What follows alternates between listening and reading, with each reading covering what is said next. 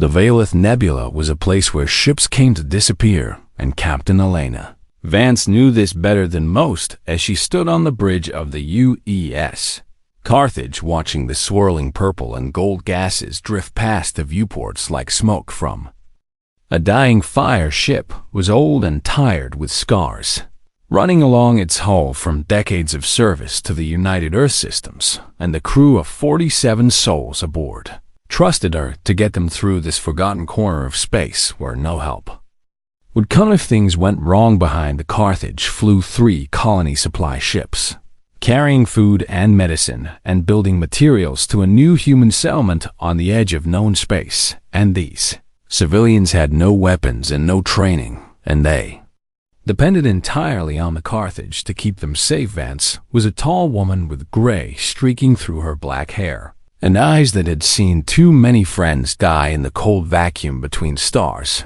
and she had commanded this ship for 11 years.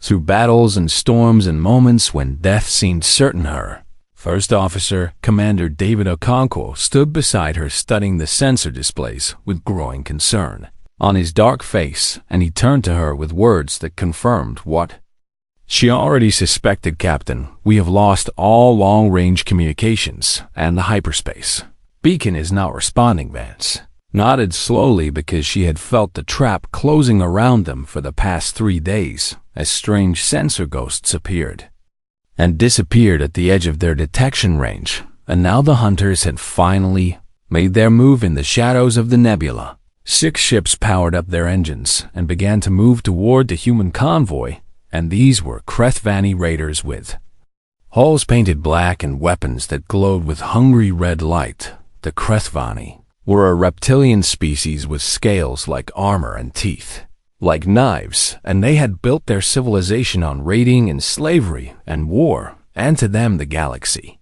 was simply a hunting ground where the strong took from the weak. Warlord Sithrak commanded the Corsair fleet from his flagship, and he was massive, even by Krethvani standards, with golden scales and eyes that burned like molten copper and scars across his snout from 100 victories. He looked at the human ships on his display and felt nothing but contempt, because he had studied these soft pink creatures and found them wanting, and they came from a small blue world and preferred trade to conquest and talked endlessly about peace and cooperation. His tactical officer, a younger Krethvani named Vis, pulled up the scan data on the Carthage and reported what she saw. "Warlord, the human vessel has minimal shield capacity and outdated weapon systems, and their hull shows signs of poor maintenance, and I detect only 47 life signs aboard." Sithrak let out a rumbling laugh that echoed through his bridge, because this was going to be easier than he had expected, and the cargo ships would fetch a good price, and the humans would make acceptable slaves for the mining colonies. Opened a communication channel to the Carthage, and his image appeared on the human bridge, where Captain Vance and her crew watched without expression. "Human vessel, you are surrounded and outgunned, and your communications are blocked, and no help is coming, so I offer you mercy and surrender now, and your crew will be sold as slaves rather than spaced into the void." He expected fear and panic and desperate pleas for their lives, because that was what prey always did when the predator finally showed its teeth. And the Krethvani on his bridge waited for the entertainment to begin. Captain Vance stared at the alien warlord for a long moment, and her face showed nothing, and her eyes gave away nothing, as she stood perfectly still like a statue carved from stone. The silence stretched for 30 seconds, and then she spoke in a voice as calm as a frozen Lake. "Carthage to Krethvani vessels, and this is your one warning, so disengage and withdraw, and we will not repeat this offer." Sithrak blinked his copper eyes because he could not believe what he had just heard, and a single damaged cargo hauler was threatening 6 heavily armed raiders, and the human was either insane or stupid or both. He laughed again, and his crew laughed with him, and the sound filled the bridge like thunder, and he shook his massive head at the absurdity of it all. "Little human, you have courage, and I will grant you that much, but courage does not stop railgun slugs, and you are one ship against 6, and your shields are weak, and your weapons are old, and you will die here. If you do not surrender, Vance cut the communication without another word and turned to her crew, who watched her with steady eyes, and not one of them showed fear because they had served with her too long to doubt her. Now, Commander Okonkwo, sound general quarters and wake the Marines and tell Sergeant Reyes that he may finally get the fight he has been asking for. Alarms began to wail through the ship, and crew members ran to their battle stations with practiced efficiency, and the Marines grabbed their weapons and armor and prepared for the violence to come. Vance looked at her weapons officer, a young man named Lieutenant Chun, who sat at his console with his fingers ready over the controls, and she spoke words that made his eyes widen. Lieutenant Chun unlocked the war protocols and authorization code, Vance 77 Alpha, and confirmed. Chun typed the code into his console, and the ship responded with a deep hum that vibrated through the deck plates, and hidden systems began to wake from their long sleep. The Carthage was not what it appeared to be, because the United Earth systems had learned long ago that the galaxy was full of predators who saw human kindness as weakness, and so they had built ships that looked like prey but fought like something else entirely. Vance sat down in her command chair and gripped the armrests and allowed herself a small, cold smile that did not reach her eyes. The Krethvani think they have cornered us, and they think we are afraid, and they think this will be easy, and we are going to teach them why our ancestors survived ice ages and plagues and world wars and each other. Outside in the nebula, the 6 raider ships closed in on their prey with absolute confidence, and Warlord Zithrak was already planning how he would spend the profits from this easy victory. He did not know that he had just made the worst mistake of his life, and that the galaxy was about to learn what happened when you cornered a human ship and left it no way out except through. Youthant was about to become something very different, and the hunters were about to discover that they were not the most dangerous things in this nebula, and never had been. The Krethvani raiders began their attack the way they always did, with warning shots and demands and displays of overwhelming force, because this had worked 1,000 times before on 100 different species. Warlord Sithrak ordered his ships to fire across the bow of the human convoy, and bright red plasma bolts streaked through the void and lit up the nebula like lightning in a storm. Expected the cargo ships to cut their engines, and the Carthage to fall back and plead for terms, and the humans to finally understand that resistance was pointless against such superior numbers. What happened instead made him question everything he thought he knew about these soft pink creatures from the small blue world. The Carthage did not retreat, and it did not try to run, and instead it moved forward and positioned itself directly between the raiders and the 3 helpless colony ships.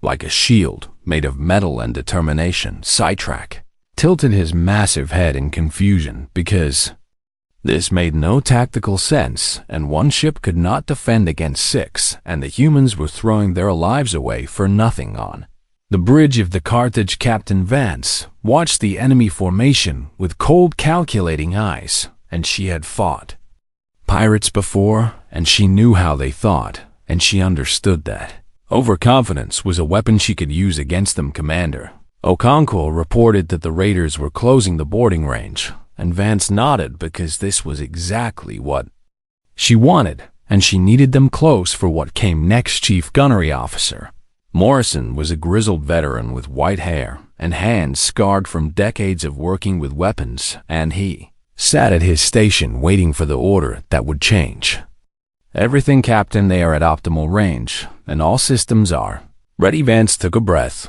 and spoke the words that would begin the slaughter. All hands, this is the captain, and war protocols are now active and show them what we really are. The Carthage began to transform before the eyes of the stunned Krethvani, and hull plates that had looked old and worn slid aside to reveal gleaming weapon ports beneath, and sections of the ship that had seemed like cargo bays opened up to show missile batteries loaded and ready.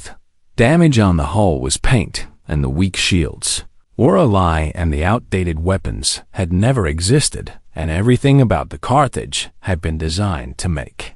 Predators underestimated this was a Q-ship, and it was a vessel built specifically to look like prey until the moment it became a predator, and humans had been building ships like this for centuries because they understood something about the galaxy that other species often forgot.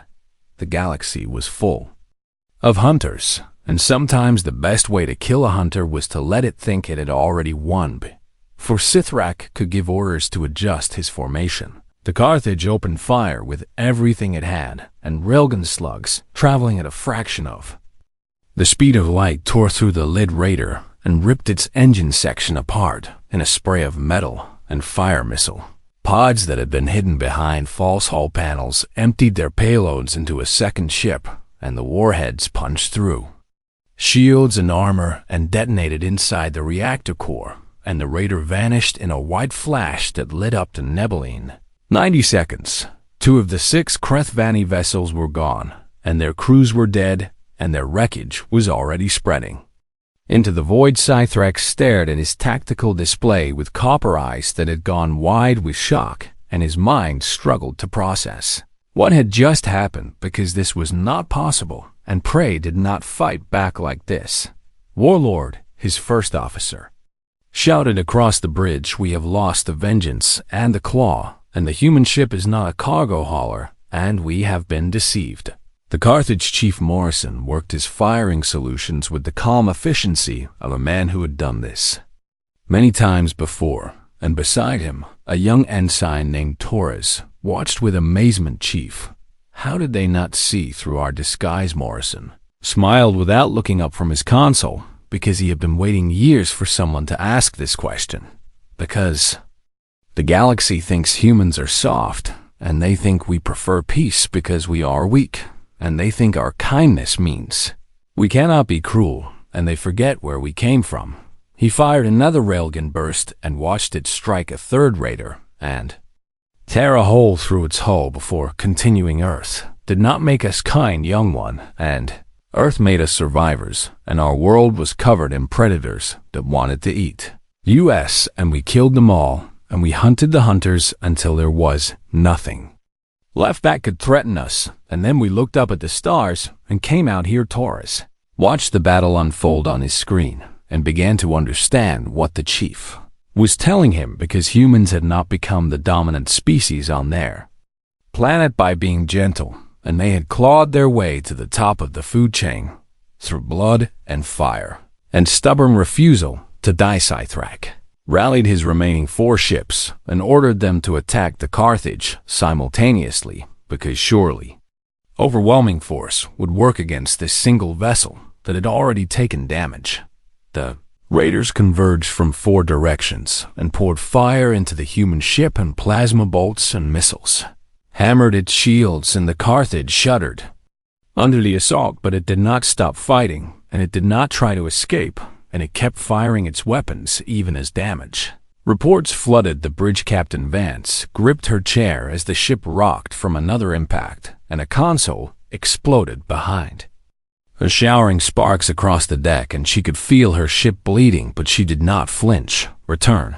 Fire on all targets and give them everything we have, and if we are going to die here, then we are taking them with us." The battle raged in the heart of the nebula, and both sides traded blows that would have destroyed lesser ships, and the Carthage was hurt badly now, with hull breaches on multiple decks and fires burning in the lower sections, but the raiders were hurting too, and another ship fell to a missile strike, and its reactor went critical, and the explosion destroyed a 4th raider that had been too close. Sithrak watched his fleet crumble around him, and he finally understood what he was facing.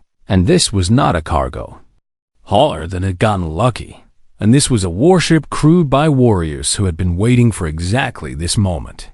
He had thought he was hunting prey, but he had been wrong, and the humans had let him think he was winning, and they had drawn him in close, and now they were teaching him a lesson that would echo through the galaxy.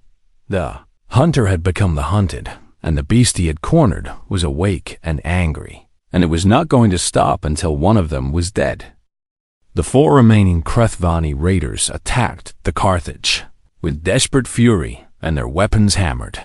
The human ship from every direction and shields that had held for so long finally began to fail. Captain Vance felt her ship dying around her as explosions rocked the hull and damage reports came faster than anyone could process, and the lights flickered and went red as emergency power kicked in. Deck 4 breach and emergency bulkhead sealing.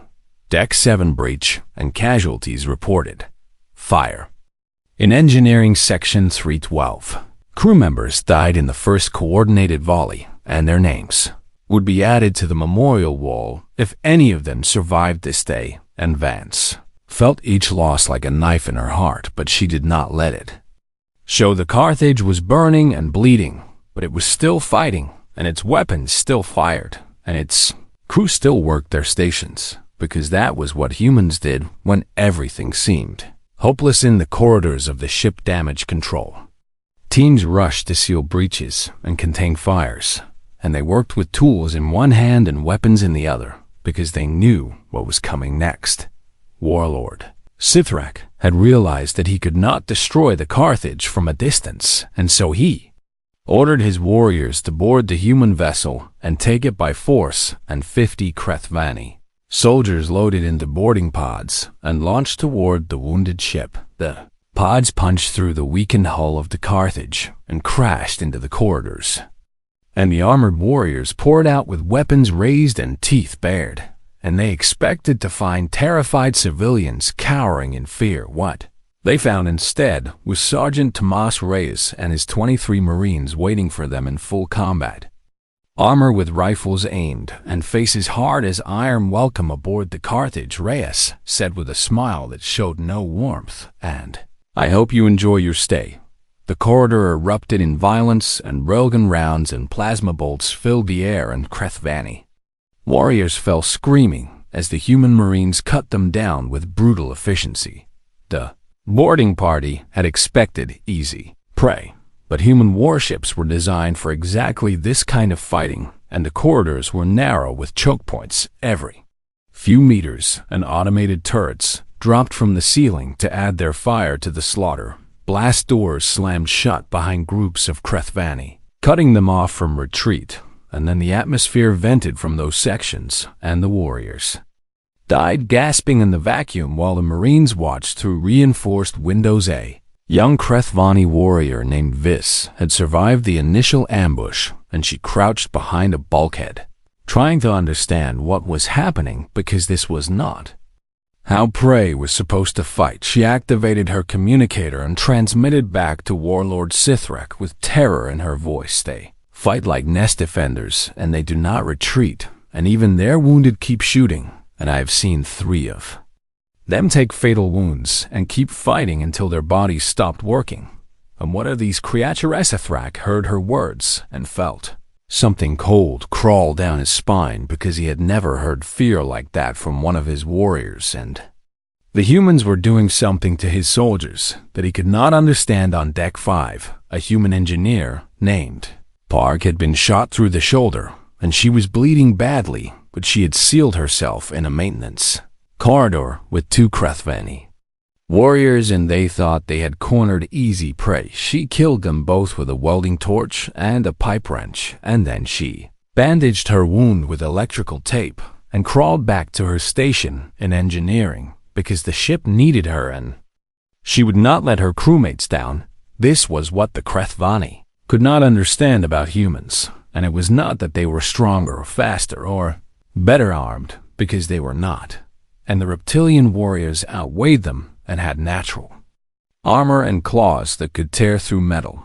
But humans did not stop, and they did not give up, and they did not surrender even when the situation was hopeless, and they had evolved on a world where giving up meant death, and that lesson was written into their very bones. Sergeant Reyes led his Marines through the ship, hunting the remaining boarders, and they moved like shadows and struck like lightning, and one by one the Krethvani invaders' fellow warrior burst through a door and found herself facing a human cook armed with nothing but a kitchen knife, and the cook died, but she took the warrior with her, and neither of them surrendered. Two young ensigns who had never seen combat before stood back to back in a cargo bay and held off 5 Crethvani for 10 minutes until the Marines arrived, and they were both badly wounded, but they were both still shooting when Reyes found them.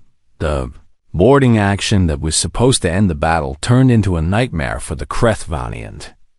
Of the 50 warriors who had launched from their ships, only 7 made it back alive, and they came back broken and terrified and useless. On the bridge of the Carthage, Captain Vance received word that the boarders had been repelled, and she allowed herself one moment of relief before turning back to the battle outside.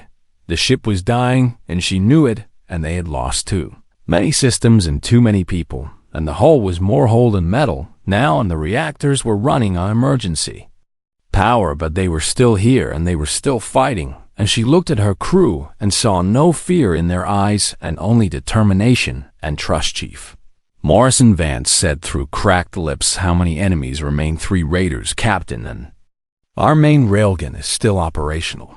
Then fire it and keep firing until we are dead. Or they are. The Carthage lurched forward toward the remaining Crethvani ships, and it was burning and broken, and by all logic, it should have been dead. But human ships like human crews did not know when to quit. Another raider fell to a point-blank railgun burst, and its hull split open like a broken egg, and the crew inside had one moment to realize they were dying before the vacuum took them. 2 ships remained, and Warlord Sithrak finally understood that he had made a terrible mistake, and he had thought humans were prey because they preferred peace.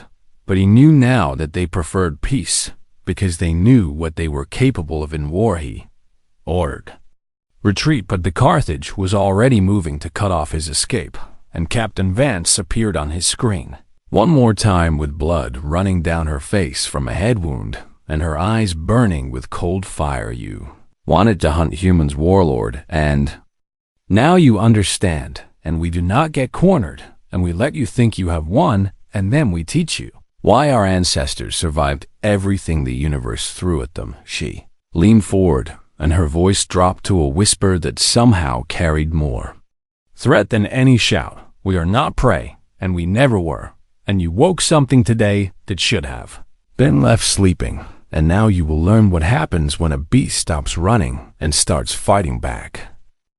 The 2 remaining Crethvani ships scattered into the nebula like animals fleeing a forest fire, and Warlord Sithrak had commanded 6 proud raiders just hours ago, but now he ran for his life from a single burning human vessel.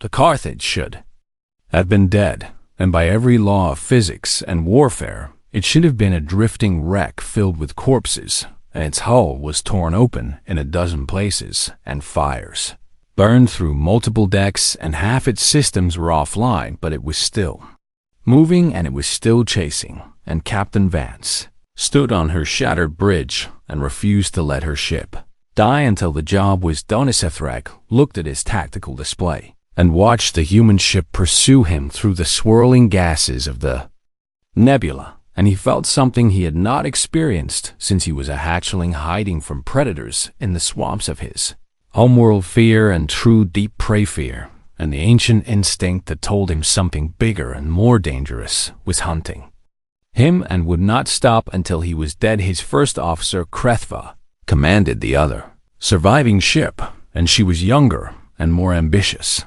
and she saw opportunity in the chaos, and if Sithrak died here, she would take command of what remained of their forces. "Warlord," she transmitted, "we should turn and fight because the human ship is crippled, and we can finish it together." Sithrak shook his massive head because he had seen enough, and he understood now what he was dealing with, and the human ship might be crippled, but its crew was not, and they would keep fighting until their hearts stopped beating.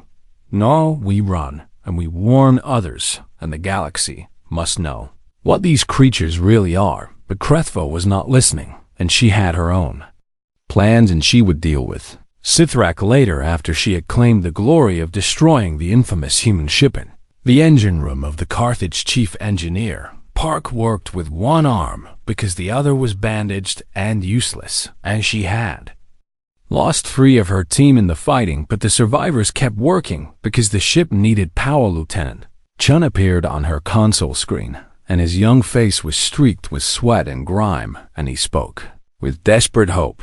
Chief, can you give me the main railgun? And I need one good shot. Park looked at her damaged reactors and her wounded team, and the fires still burning in Section 3, and she made a decision that would have been called impossible by anyone who had not served.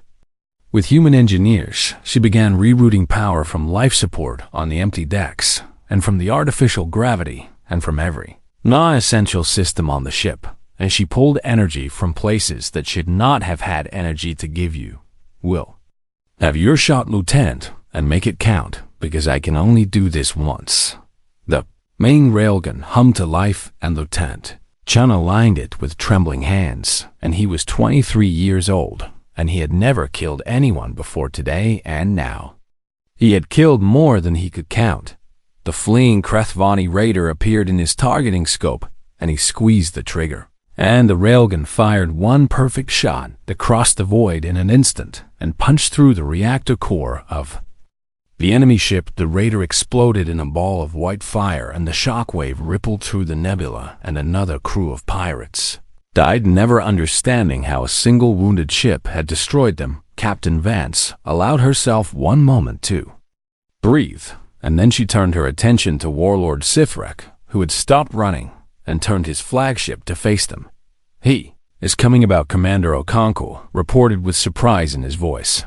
Vance nodded, because she understood what the alien was doing, and he was buying time for his last ship to escape and warn others, and he was going to die fighting because that was the only honor left to him. She opened the channel to his ship, and the Warlord appeared on her screen, and for the first time she saw something other than arrogance in his copper eyes, and she saw a resignation and a strange kind of respect. Warlord Sithrek, she said, and her voice was tired but steady. And you can die here, and your crew with you, and that is your choice. And I will not judge you for it. She paused and wiped blood from her eye and continued speaking. Or you can surrender and stand trial for piracy, and your crew goes home to their families, and I'm offering you what you did not offer us, and I'm offering you mercy and real mercy. Sithrak stared at her through the screen, and his first officer urged him to fight and die with honor. And the Krethvani way was to never surrender and to always choose death over capture. But he looked at the human ship that should have been destroyed hours ago, and it was still coming and still fighting and still refusing to die, and he realized something profound about these strange soft creatures. They were not offering mercy because they were weak, and they were offering it because they had already won, and they knew it, and this was grace from a position of absolute strength. The humans could destroy him, and they both knew it, and instead they were giving him a choice that he had never given any of his victims. And they were being kind when they had every reason to be cruel. What are you? Sithrak asked, and his voice was quiet and confused. We are human, Vance replied, and we come from a world that tried to kill us every day for millions of years, and we survived by being stubborn and by working together and by refusing to quit. And we learned that kindness is not weakness and mercy is not surrender. She leaned back in her chair, and the exhaustion showed on her face, but her eyes were still sharp. We prefer peace because we know what we are capable of in war, and we have seen it, and we do not like what we become, and so we choose to be kind whenever we can, and that is what makes us strong. Sithrak looked at his crew, and he looked at the human ship, and he made a decision that would change his life, and perhaps the course of galactic history.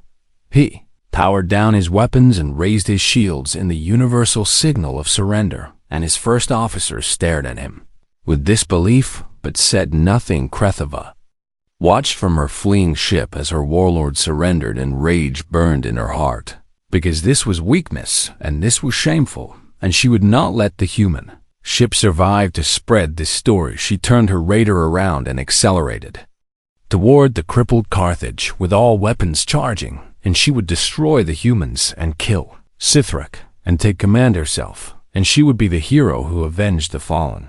Raiders Captain Vance saw the ship coming, and her crew saw it too. And they all knew that they had almost nothing left to fight with, and the enemy was fresh and angry and coming fast. Sithrak transmitted desperately to his subordinate and ordered her to stand down, but Krethva ignored him, and her ship screamed toward the Carthage with murder in its guns. The final battle was about to begin, and the Carthage had one railgun and minimal shields, and a crew that was exhausted and wounded, and they faced an enemy that wanted nothing more than to see them dead. Vance looked at her people, and they looked back at her, and not one of them suggested surrender, and not one of them suggested running, and they were ready to die here. If that was what it took, all hands, she said, and prepare for combat, and we finish this together. Krethva's raiders screamed toward the Carthage with weapons blazing and plasma. Bolts hammered the human ship's failing shields, and Captain Vance knew that this was the end of everything. The Carthage had almost nothing left to fight with, and the main railgun was operational, but its targeting computer was destroyed, and the automated systems were offline, and someone would have to aim it manually. Lieutenant Chun ran the calculations, and his face went pale because manual targeting meant someone had to go to the external mount on the hull, and whoever went out there would be exposed to enemy fire with no protection. I can do it, Captain, Chun said, and his voice only shook a little. No, Vance replied, because she would not send her youngest officer. To certain death, Sergeant Reyes appeared on the bridge, and he was wounded in 3 places, and his armor was dented and scorched, and he had fought through the entire boarding action without rest, and he should have been in the medical bay. Captain, he said, and I have 4 confirmed kills today, and let me make it 5. Vance looked at the Marine sergeant, and she saw a man who had already decided to die here, and who wanted his death to mean something, and she wanted to refuse, but she knew there was no other choice. Reyes nodded once and turned and walked off the bridge without looking back, and he made his way through the burning corridors of the ship to the external access hatch, and he climbed out onto the hull into the cold vacuum of space. The railgun mount was a small platform on the top of the ship with manual controls that had not been used in decades, and Reyes strapped himself in and grabbed the targeting handles and looked out at the approaching enemy. Come on, you ugly lizard, he muttered inside his helmet, and let me show you how a Marine finishes a fight. Krethva saw the human on the hull, and she laughed because this was desperation, and this was pathetic, and one soldier with a manual gun could not stop her ship, and she would burn him off the hull and then destroy the Carthage and become a legend. She ordered her weapons officer to target the railgun platform, and plasma bolts streaked toward Reyes, and he felt the heat through his armor as they missed by meters, and he kept his hands steady on the controls. Raider filled his vision, and it was huge and fast and deadly, and he had one shot to stop it, and if he missed, then everyone on the Carthage would die, and the colony ships would be taken, and all of this would have been for nothing. He thought about his squad and the Marines who had fought beside him, and some of them were dead now, and they had trusted him to lead them, and he would not let them down. He thought about the crew of the Carthage, and the civilians on the colony ships, and all the people who were counting on him to make this shot, and he felt the weight of their lives in his hands. He thought about Earth and the blue world that had made his species into what they were, and he remembered the stories his grandmother had told him about the old days, and how humans had survived ice ages and plagues and wars and everything else the universe had thrown at them, and he understood that he was not just one man fighting alone, and he was the product of 1 billion years of evolution and 1 million generations of survivors, and he carried all of their stubborn refusal to die in his blood. Krethva's ship was close now, and her weapons were charging for the killing blow, and Reyes could see the glow of her plasma cannons through the viewport, and he knew he had only seconds left. Aimed, and he fired. The railgun slug left the barrel at a fraction of the speed of light, and it crossed the distance between the ships in less than a heartbeat, and it punched through the raiders' shields like they were not there. Slug hit the reactor core and the reactor went critical, and Krethva had one moment to understand that she had lost before her ship vanished in a white flash that lit up the nebula like a new star. The shockwave hit the Carthage and threw the ship spinning, and Reyes was torn from the platform and flung into the void, and for a terrible moment he tumbled through space with nothing to grab and no way to stop. Then hands caught him, and he looked up and saw two of his Marines who had followed him out onto what the hull, and they had anchored themselves with safety lines, and they pulled him back to the ship. "Nobody gets left behind," one of them said through the radio, "and not even stubborn sergeants who try to be heroes." 3 hours later, a UZS battle group dropped out of hyperspace, responding to a distress beacon that one of the colony ships had managed to launch, and they found the Carthage drifting in the nebula and burning and impossibly still alive. Rescue teams boarded the human ship, and they found a crew that was exhausted and wounded and mourning their dead, and they found a ship that should have been destroyed a dozen times over, and they found Captain Vance still sitting in her command chair, refusing to leave until she knew her people were safe. Sergeant Reyes was taken to the medical bay, and the radiation exposure from the reactor explosion would cost him years of his life, but he did not care because he had made the shot, and everyone was alive because of him. Warlord Sithric was taken into custody and transferred to a Galactic Council prison ship, and he went quietly, and he answered every question they asked him because he had seen something that changed him. A council investigator asked him to describe what had happened, and the warlord sat in his cell for a long time before he spoke, and when he did, his words were recorded and transmitted across the galaxy. "We thought humans were prey and soft creatures from a gentle world, and we were wrong because their world was not gentle, and it made them into something the galaxy has never seen before." He paused, and his copper eyes were distant and haunted. "They do not fight like soldiers, and they fight like survivors and corner them, and they become something else, and something that will break itself to break you.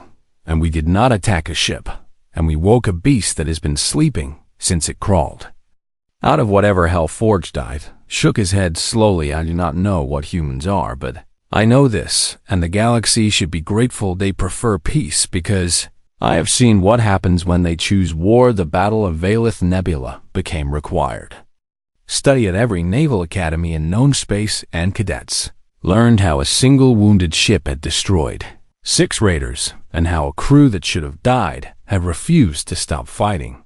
The Carthage was rebuilt, and its name was added to the honor rolls of the United Earth Systems, and Captain Vance received command of a dreadnought, and she hung a piece of Krethvani hull plating in her new office as a reminder. Sergeant Reyes received every medal the military could give him, and then he took a medical discharge and opened a bar on Mars, and he hung a piece of Krethva's destroyed ship above the counter, and veterans came from across human space to drink there and hear his stories.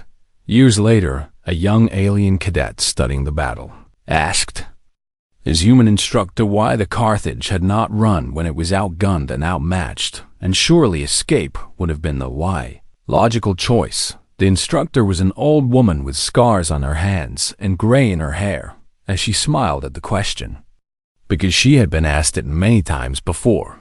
Because running was not the mission, and the mission was protecting those colony ships and humans. "Do not abandon the mission, and we do not abandon each other."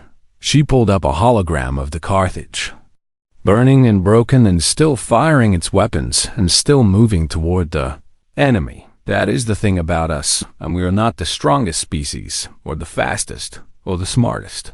But we are stubborn, and when you corner something stubborn, it does not surrender, and it does not flee, and it just keeps coming until one of you stops moving." She looked at the young alien, and her eyes held the same cold fire that had burned in Captain Vance and Sergeant Reyes and every human who had ever refused to give up when giving up would have been easier.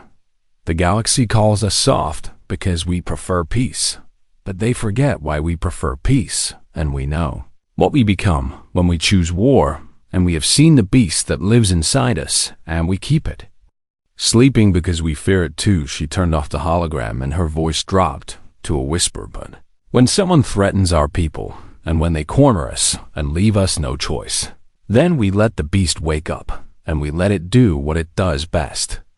And afterward, we put it back to sleep, and we hope we never have to wake it again, the cadet left that classroom with a new understanding of humanity, and he told others what he had learned, and the story spread across the galaxy as such stories don't. In the dark places where pirates and raiders gathered and planned their attacks on innocent ships, they spoke of the Carthage in whispers, and they warned each other never to corner a human vessel and never to underestimate the soft pink creatures from the small blue world, because humans were not prey, and they never have been.